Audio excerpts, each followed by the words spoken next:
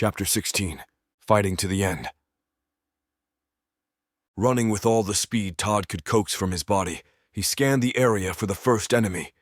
Hearing the gunfire from the others created an even greater sense of urgency to keep them from being overrun with other Chinese troops from the front of the house.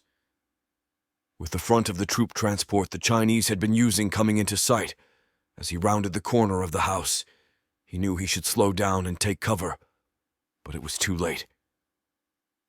Todd spotted the first enemy soldier just as the soldier spotted him. With his rifle already positioned to fire while running, as he had been trained, Todd quickly switched it to 3-round bursts. Before the soldier could react, Todd had his weapon fully aimed and ready to fire. He squeezed the trigger, sending 3 bullets only inches apart. As he pressed the trigger, Todd was already scanning for his next target, confident that at least one of the 3 rounds would strike where he intended. Strike they did, as the first made contact with the bumper of the carrier, and the second struck the center of the soldier's vest, neither killing nor stopping the Chinese soldier.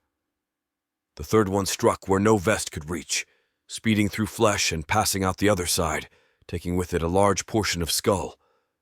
Years of training and fighting wars had conditioned Todd to think on his feet, moving and firing his weapon, all the while knowing just how many more times he could pull the trigger before reloading. With no other thought except where the next enemy was located and what position would provide the best cover, Todd fired while moving around the vehicle. After 6 more Chinese soldiers lay on the ground from his deadly aim, his next full magazine's location began to fill his thoughts as he visualized reloading the rifle in 3 more pulls of the trigger. 2, another squeeze of the trigger, and another enemy down as Todd ducked for cover provided by the front of the truck as more soldiers came from the rear. 1, none, as the bolt locked to the rear after squeezing the trigger, sending the last of the weapon's rounds downrange. He reached for the magazine as he had visualized it in his mind, pulling it from a pouch attached to his vest with his left hand and dropping the empty magazine with his right while keeping his finger on the trigger. Todd inserted the fresh magazine and released the bolt. Once again, he was back in the fight as a Chinese soldier rounded the front of the carrier on the driver's side. 9, he thought, as he pressed the trigger, sending the rounds from up and under the vest the soldier wore for protection. Todd could hear that fewer shots were coming from behind the house where Angelique and Ken were, and hoped that they were the cause for the reduction. Taking a deep breath, he leaned forward, still crouched close to the ground, hoping that there would be no more coming and wishing that he had taken account earlier on the number of troops riding in the back. With most of his body protected by the truck, all he saw were dead men and blood covering the street alongside the truck.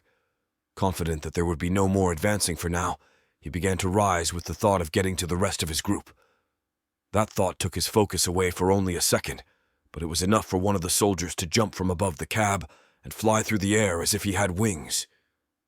Both men tumbled across the pavement on impact as Todd caught the flying soldier's shoulder directly in the temple.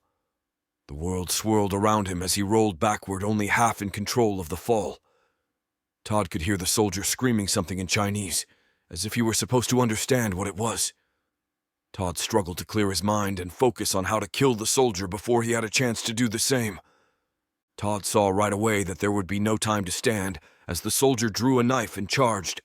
Raising his right hand up and allowing his body to drop back down, Todd could almost feel the coldness of the steel as it passed inches from his neck. Using the momentum of his fall and the charge of the soldier, Todd reached up with the hand he was using to support his body. He brought it up between the man's legs and rolled his body, turning himself into a human catapult. Expecting his knife to bury into Todd, the soldier was unable to stop himself when he missed. As he tripped over Todd, he found himself flying again through the air, helped along by a massive hand between his legs. With the Chinese soldier dazed from flying headfirst into the bumper of the troop carrier, Todd hurried to his feet. Todd admired the fight in such a small man, who he guessed was only 5'6", and weighed 130 pounds, as the soldier grabbed the knife and again began screaming in Chinese, what Todd could only assume was a threat. Tired of dealing with the soldier, Todd took one step forward with his left foot and brought his right size 12 combat boot up, smashing the soldier's throat and cutting off whatever he was saying. "I don't speak Chinese, shithead," Todd growled as he regained control of his rifle hanging from his vest. With his rifle firmly in hand, Todd scanned the surroundings for any other surprises, the last one still gurgling through a crushed throat on his way to death. Seeing there were no others, Todd ran for the rear of the house where the weapons fire had come to an end. Walking around the front porch, he could see down between the houses, and it wasn't what he had hoped for. Angelique, Ken, and what looked to be a police officer were all standing with their hands behind their heads.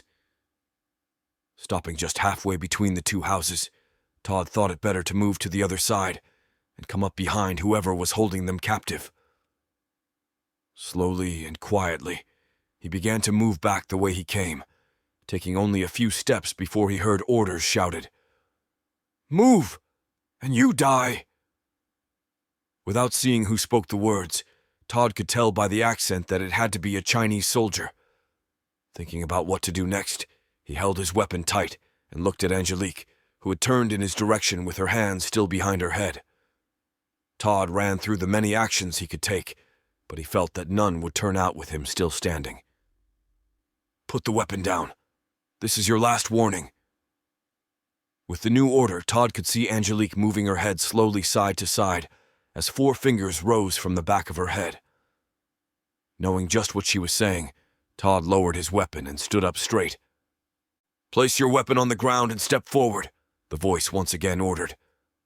Rage filled Todd's body at the thought of surrendering his weapon, but he understood it would be a losing battle to do anything else. Releasing his right hand from the rifle, he slowly brought it up to unhook the D-ring that held it to his vest, while his left hand went up in the air to show there wasn't anything in it. With the rifle free from the vest, he lowered it to the ground, letting the strap go once it was lying flat. As the strap parted from his hand, he raised it in the air to show that he held nothing else. "Don't move as we remove your sidearm." Todd was used to taking orders, but sick of hearing the man's voice he still couldn't see. Seconds later, he felt his pistol being drawn from the holster on his hip and his knife being removed from his vest. Todd felt the anger building inside him as he fought against his instincts to resist. "Good. Now move to the others." This time, the order was followed up with a smack to the back of his legs by a rifle. Todd obeyed, still wanting to strike out at whoever had just hit him, swearing to himself that he would kill whoever it was. Walking forward, Todd looked for any opportunity that would get them out of the mess they were in. With more of the backyard coming into view, the thought of turning things around left his mind upon seeing the 30 Chinese soldiers who were gathering up the civilians who could walk and shooting those who couldn't.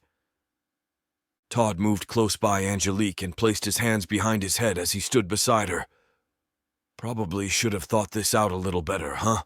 he said to Angelique, only to get the reply of a painful rifle butt to his midsection. Instead of thinking about the pain, Todd thought instead, "So you are the bastard I'm going to kill. I am General Wee, and you are going to tell me where you are from." "Why, like the video game Wii?" Todd chuckled as the soldier prepared to strike him with his rifle once more. "Wait," Wai ordered. "You have a problem with my name?" Wai addressed Todd as he raised his pistol and fired a round into Todd's chest, causing him to fall back into the tall grass. "Now, does anyone else have a problem?" Wai asked, watching as 4 other soldiers restrained Angelique and Ken. "You asshole! I'll kill you!" Angelique screamed as she tried to make her way to Wee, only to be struck many times by rifle butts.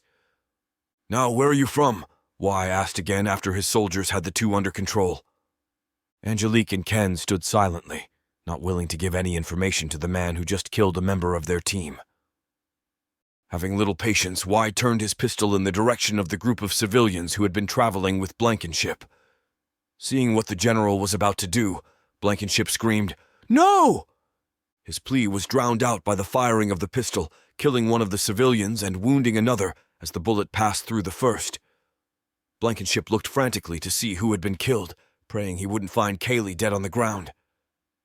"I have plenty more," Wai said as he raised his pistol again, this time pointing it at Angelique's head. "Now tell me what I ask." Angelique's thoughts ran wild, but she didn't want to tell him what he wanted to know. Instead, she wanted to fight back and hope for the best.